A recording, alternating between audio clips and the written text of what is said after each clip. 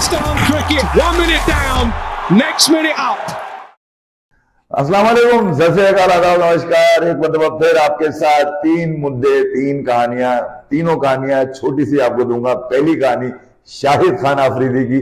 एक मरतबा फिर एशिया कप से पहले उन्होंने फिर एक छक्का मार दिया और छक्का इस दफा ऐसा मारा है कि बूम बूम होता हुआ नजर आया। उन्होंने कई सवाल भी उठा दिए पाकिस्तान की जो करंट T20I की टीम है उसके ऊपर। अब तो ODI खेला जा रहा है वेस्ट इंडीज के अंदर, मगर ये कि उन्होंने T20I टीम के अंदर सबसे पहला तो मुक्का इस बात पे मारा है कि भैया तुम्हारे मैच विनर किधर है, कम है। शाहिद भाई क्या चाह रहे हो 11 के 11 मैच विनर हो जाए।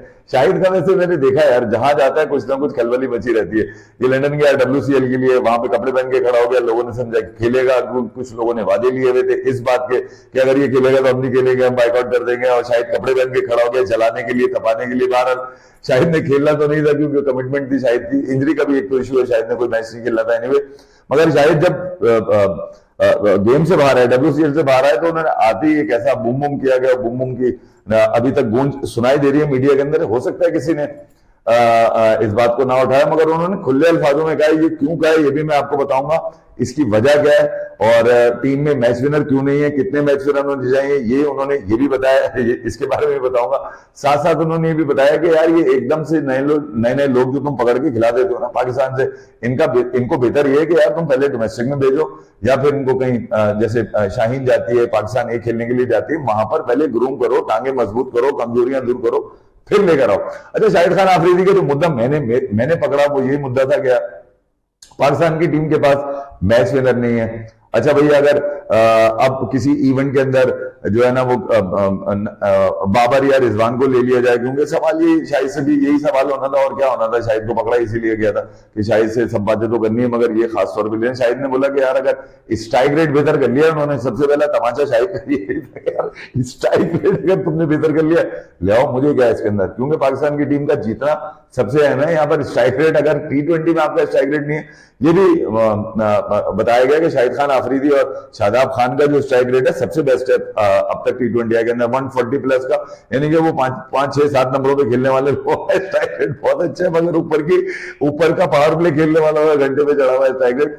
तो सीधी सी बात ये कह रहा है, अगर आपने यानी कि सलमान को मिसाल रख के, शाहिद ने खुला मैं बोलूंगा, शाहिद ने सलमान को मिसाल रख के बोला कि अगर आपने बाबर आजम को इस वजह से निकाला था कि ये स्ट्राइक रेट है तो फिर तो निकालना नहीं चाहिए था। मगर ये कि अगर आपको लगता है बेहतर कि पाकिस्तान की टीम की जरूरत है तो वेल एंड गुड यार। बाबर तो एक ऐसा खिलाड़ी है जो जब जाता है सबको पता होता है रन करेगा। ये एक दूसरा शाहिद का शॉट था जो समझ में नहीं आया होगा कि बाबर जब जाता है सबको पता है कि वो रन करेगा, ये तो सबको पता है रन करता है, मगर इसके रन शायद भाई टीम के काम नहीं आते, ये समझने वाली बात है। तो शाहिद खान आफरीदी ने कहीं पर्दा डाला और कहीं पर्दा उठाते हुए नजर आए। मुझे मुतमईन नजर नहीं आया पाकिस्तान के स्क्वाड से, जिस तरह से उन्होंने खुला कह दिया कि यार पाकिस्तान के पास मैच विनर नहीं है। तो पाकिस्तान को आने वाले इवेंट के अंदर खासतौर पर ट्राई नेशन में ये कंफर्म करना होगा कि यार बहुत सारी चीजें जो है ना वो आपकी अभी अलाइन होनी है। टीम अलाइन नहीं है अभी, आपने जुगाड़ में फंसा के इधर से लड़के खिला तो दिए आपने। बहुत सारे सवाल हैं जो जीत के बाद भी उठ रहे हैं, तो उन सवाल का जवाब भी सलमान ने कहीं ना कहीं निकाल के देना पड़ेगा। बहरहाल अब ये देखते हैं, तो ODI सीरीज है उसके बाद ट्राई नेशन होगा। मगर ये दूसरी जो अहम बात थी शाहिद भाई की, वो ये बिल्कुल शाहिद खान आफरीदी की ये बात तो मुझे, मैं क्योंकि बहुत अच्छे से ये बात कहता आ रहा हूँ कि यार ये कौन सा तरीका है यार तुम्हें कि तुमने एक किसी लीग का लड़का पकड़ा, किसी फ्रेंचाइज का लौंडा पकड़ा, क्या सेटिंग होती है, क्या बनाते हो, पाकिस्तान के नाम पे खिला देते हो, उसके बाद उसका पता नहीं होता, लोग पूछते रह जाते हैं इसने बांग्लादेश में विकेट ली, उसने बांग्लादेश में अच्छी बॉलिंग करी। ये जाते किधर है, एकदम से गायब क्यों कर दिए जाते हैं? उन लोगों की जगह दोबारा बना दी क्यों जाती है जो गायब कर दिए जाते हैं, इंजरी की वजह से बाहर हुए होते हैं, वो वापस टीम के अंदर आ जाते हैं। तो ये वाले जो मामला हैं, शाहिद खान आफरीदी ब्लैंड है, जरा खुल के बोल सकते हैं।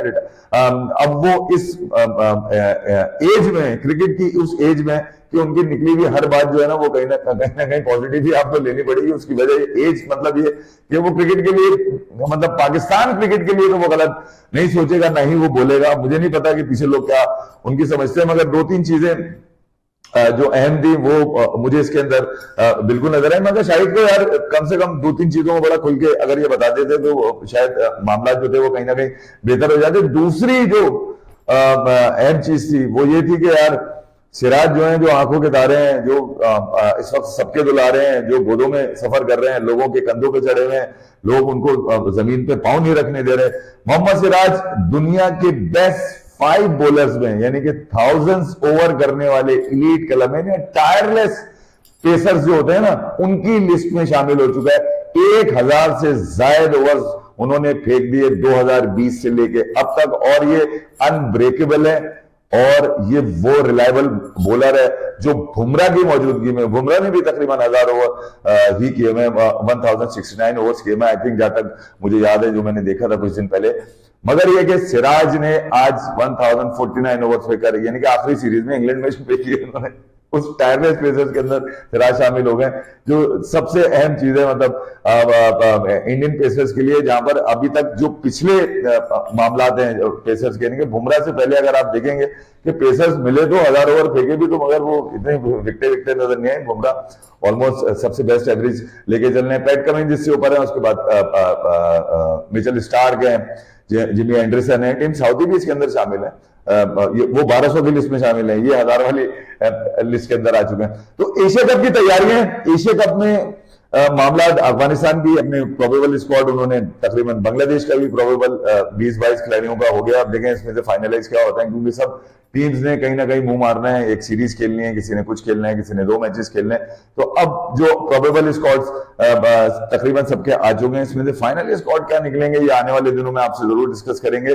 शाहिद खान आफरीदी वाली बात आप जहन में जरूर रखिएगा। जो तीसरा मुद्दा था वो जरा, उसके लिए टाइम जरा कम हो जाएगा। ये जो 2 टायर का तमाचा है ना, 2 टायर सिस्टम डिवीजन जो किए जा रहे थे, अच्छे वाले ऊपर, ऊंची जात वाली ऊपर क्रिकेट और नीची जात वाली, अभी कौन कहां से आ गए तुम लोग, इसके मुंह पे तमाचा मारा 2 टायर सिस्टम के इंग्लैंड के ईसीबी के हेड जो है रॉजर थॉमसन ने, और उन्होंने बोला निकलो तुम्हारी ऐसी की तैसी। ये कौन सा तरीका है, हमें तो पता ही नहीं है। ये सीरीज बराबर हो गई, एशेज हार गए तो पता चला कि हम तो नीचे चले जाएंगे। WTC के अंदर 3 WTC हुए, इंग्लैंड कहीं नजर नहीं आया, तीनों लॉर्ड्स के अंदर हुए, 2031 तक लॉर्ड्स में ही होंगे।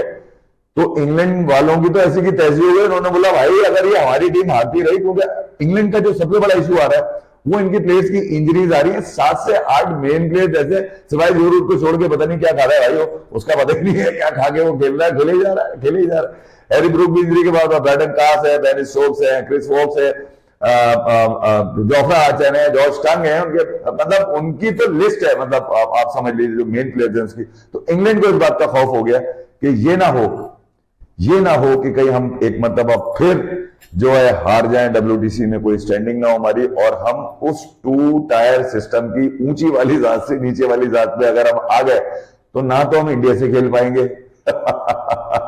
2027 से 2029 तक का साइकिल, ना ही हम एशेज खेल पाएंगे। ये वो तमाचा है जो उन्होंने मारा, और इस तमाचे में शामिल हैं ऑस्ट्रेलिया के डेविड नाम है उनका, जो मुझे अभी एकदम जहन में नहीं आ रहा। मुझे याद है ऑस्ट्रेलिया के जो CEO हैं, और साथ साथ न्यूजीलैंड के जो वर्किंग रिलेशनशिप जो कायम है ICC की एक कमेटी की, उसके ऊपर तकरीबन 10 सालों से काम कर रहे हैं। अभी तक ये साइंस किसी तरह कहीं बैठी नहीं है कि इसका गेम प्लान क्या करना है। देखिए आगे आने वाले में होता क्या है, क्योंकि जो बड़ी टीम है डेफिनेटली साउथ अफ्रीका के WTC साइकिल का फाइनल जो उन्होंने ऑस्ट्रेलिया को मारा लॉर्ड्स के अंदर, ये मैं बता रहा हूं कि ये वो चीज है जिससे डर इन नेशंस के अंदर भी यकीनन आया।